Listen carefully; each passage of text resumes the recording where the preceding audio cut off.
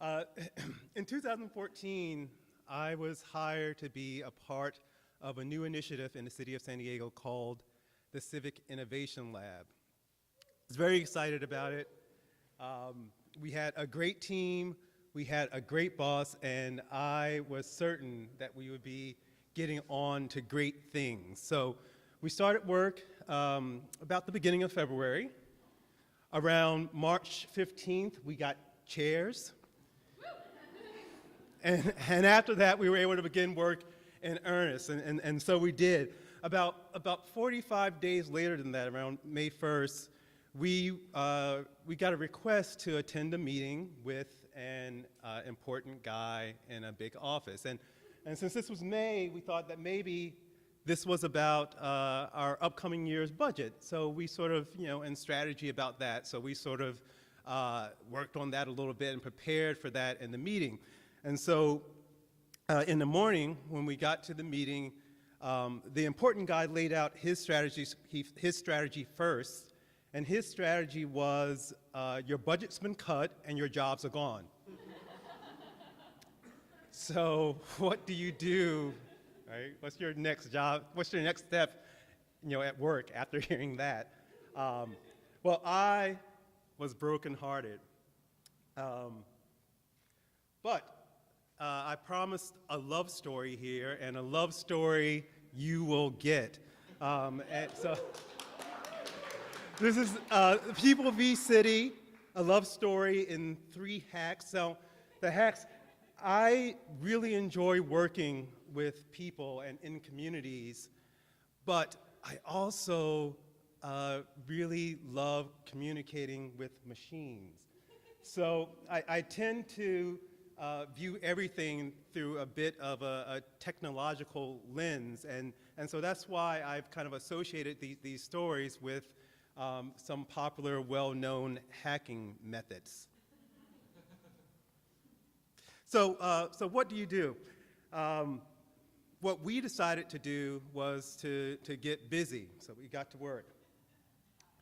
This is a plaza that is on El Cajon Boulevard, above a highway, and it's been there about 15 years, and it's a very nicely designed plaza, but you would never actually know what it was designed for because you haven't seen it really serve that purpose, right? This was designed to be a very active gathering space. It's a transit center. But the idea was that while people were waiting for transit, or maybe even just because it was such a cool place, they would come and they would hang out, and maybe there'd be coffee carts, people would be selling stuff, and it would just turn into this vibrant, dynamic space that people were in, and it has never been that once in the 15 years since it was designed. Although that is the purpose that it was designed for. So my colleagues, two of my fellow Civic Innovation Lab folks said, well, we only have about 45 days to do something. Maybe this is a problem that we can take on. Maybe we can make some kind of contribution here.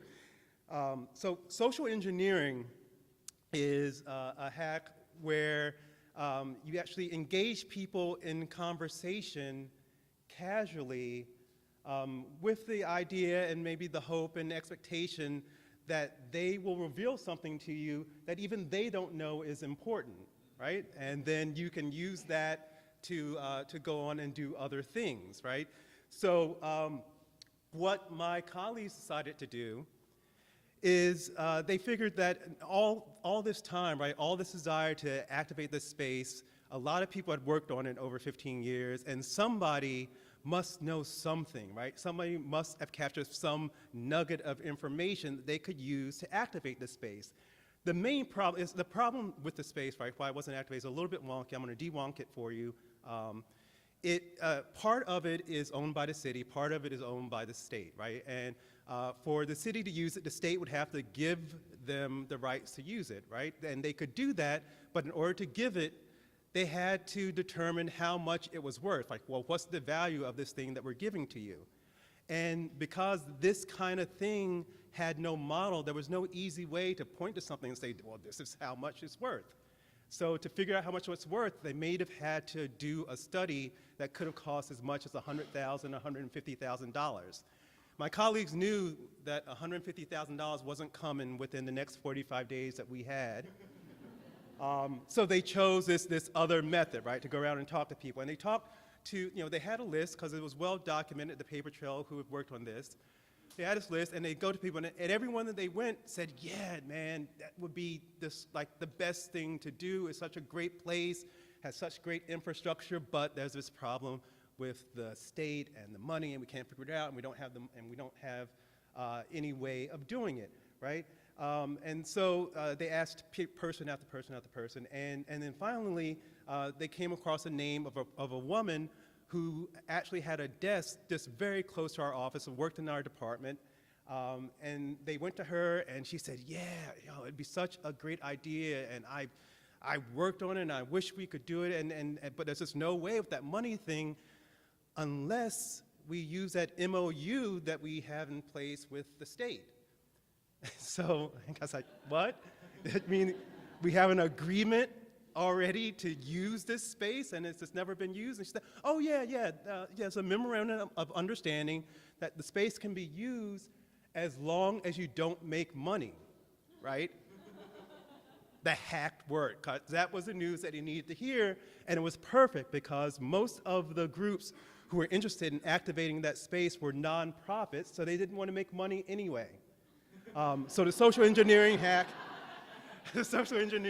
worked.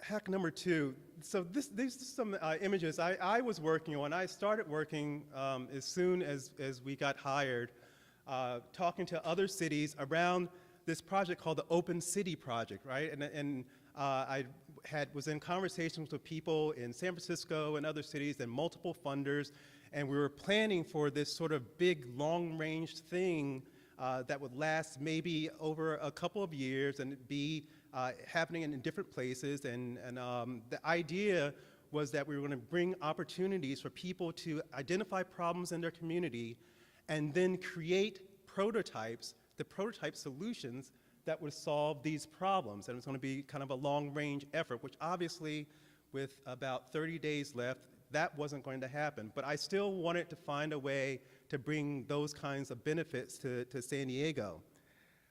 So a brute force attack. A brute force attack is like if there's a 4-digit code that you want to figure out, and you just use the raw power, raw computing power to just come up with every combination, every 10,000 combination of 4-digit number that there is until you find that code number, right? That's a brute force attack. And I knew that to do this work in the next 30 days, I would have to use brute force. And so I kind of went at everything that I had to do, all the permits I had to get done, all the contracts I had to get signed, everything that I had to do like that, like a pit bull on crack, which was to be expected, right? Because I was dedicated and I was going to do that. Now, what surprised me, though, is that all of the city people that I had to interact with, the law department and the labor relations department and the finance department, all of those people worked equally hard to support what I was doing. And this was at a time where they were already working really hard, because at the end of the year, people getting ready for this new budget, people were coming in on weekends, and even on the weekends, right, when they were there, they would still devote some of their time to helping me get this thing through. And that experience taught me something about how much city workers are willing to do, how much they're willing to give in order to facilitate community innovation when they have the opportunity. And I took the knowledge that I learned from that and I applied it to the lessons of this next project that I'm going to tell you about, to really understand what the meaning was of the outcome of this project. So this is a derelict lot, or it was a derelict lot, in southeastern San Diego at the corner of 47th and Castana. There was a community group who had actually gotten money donated to them, already secured money, to go ahead and do an intervention on this lot to to beautify it, to restore it, to make it something that would be an asset for the neighbors and the community members who live there rather than an eyesore. And they had gone through and done all the paperwork that they needed to do. They had gotten the request forms filled out, and their instructions were to send that stuff to one of these offices in the city. And then what needed to happen is that office needed to send it to another office. When we first started talking to this group, me and my colleagues, it had been a year since they had sent that paperwork to the first office, and it still hadn't been sent over, right? So what they needed was a man-in-the-middle attack, right? So a man-in-the-middle attack, or a hack, I should say, to be more generous. A man-in-the-middle hack is when you have a communication origin point and you have a communication destination point, and in between there, you insert something that augments that communication stream, right? So the man in the middle was inserted, and as you can see, the project happened, and they worked with the community group, worked with neighbors and residents to kind of build this new community asset, beautified the lot, and so everything was successful. Now, the stories that I just told you, these 3 stories, are enough to mend a broken heart. Right? My heart. But I promised, when you saw that, I said 3 hacks, but I'm actually going to give you a bonus hack. There's a 4th hack, and this is what I call the one hack to rule them all. So a couple of months after this 47th and Constanta project finished, I checked in with one of the women who was a part of the community innovators. I said, just how things are going. And she told me that some things had happened in the community that she hadn't seen before, that people were being much more vocal about what they wanted to see be added to their community, and that they had even organized and created a petition against a proposed development that they didn't think was good for their community, right? And this was kind of like, landmark for her in the history of this community. And I said, well, of course, that's what happens, right? When people roll up their sleeves and they get their hands dirty and they're building the park. I said, no, I'm not talking about the people who worked on the park. These are people who didn't participate in our project. And I said, how does that make any sense, right? So, if they didn't participate, it didn't seem like they were very active.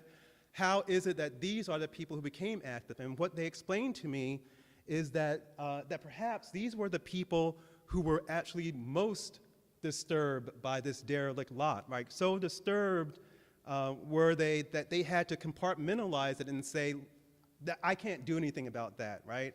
It's just there, it's gonna be there, that's the way it's gonna be, it's ugly, I hate it, but I'm gonna go and I'm gonna beautify what I can. I'm gonna make my patio beautiful, I'm gonna put some plants out there, I'm gonna take in my space, I can't do anything about that. So when it was suggested to them that something was gonna be done, they just didn't believe it, right? They didn't believe that anything could happen. And then when they saw it, it sort of activated them, and it made them realize or made them think that, well, maybe there are other things that we can influence. Maybe there are other things that we can change that we didn't change. And so when I heard that, I realized why it was that it took more than 365 days for their paperwork to move from one office to another. And the reason is that what they were trying to do, right, is really bring about that effect, right? They weren't just trying to put some plants in the ground and make a couple of stools and places for people to sit and stuff like that. They were really trying to bring about that change.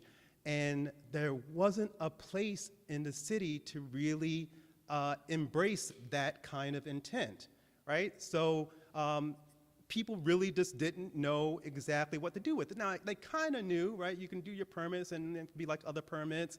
You can say, well, this is like other stuff, but it's really not like the other stuff. It really doesn't fit. So I came up with this, this master hack, this one hack to rule them all, that would solve that problem. And that is a permit that would actually allow you to do everything, right? So, an everything permit that you could get. And that would be the perfect solution, because then, because that's really what these people are doing, right? They're doing like undefined stuff. It's going to be different every time. It may look like development, but it's not development. It's about these other ends. This everything permit was, I think, the solution. And now I know you're thinking, yes, that sounds great, but that's crazy, because you can't have that in a bureaucracy. And now we understand why you and your colleagues that thought like you got run the hell out of that city, right?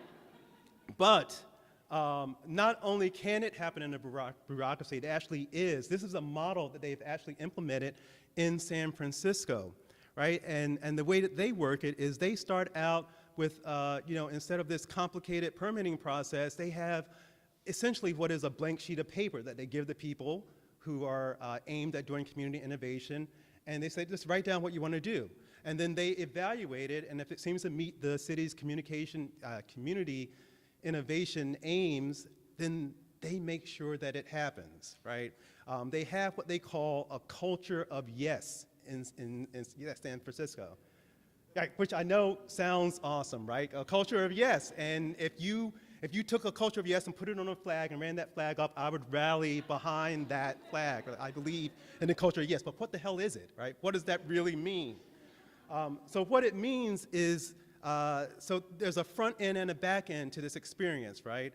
The blank sheet of paper is the front end. In the back end, San Francisco is just like San Diego. They have all the same kinds of boxes that we do that need to be filled in, right? And so what happens in San Diego?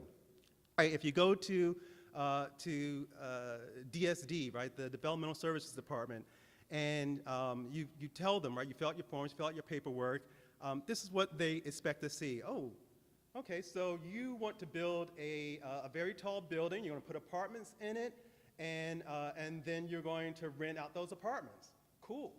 I got a place for that. I'm going to put it right here in this box, right? Oh, and what do you want to do? Okay, so you want to build a second story on top of the garage of the home that you already own. Great. All right, go ahead. I'm going to put it in a box right here. All right, and what do you have here? Oh, you want to change the way people interact with the space they inhabit and the places where they live, and create connections between them and their neighbors.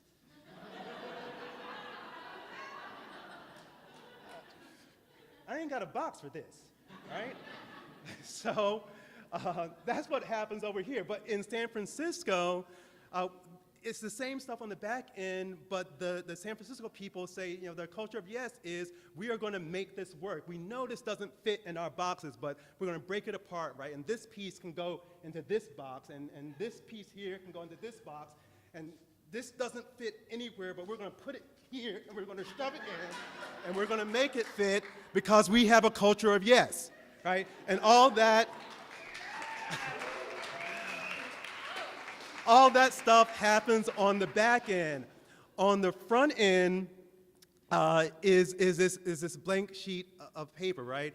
And so the old story, when you would go into like our developmental services department, would be that you encounter that kind of stuff. It just wasn't the place for you if you were doing this kind of community innovation stuff. And I know there's some people in this room who can speak to that. But the new story, right, this blank sheet of paper creates a new story. And this new story is one that I think we all can fall in love with.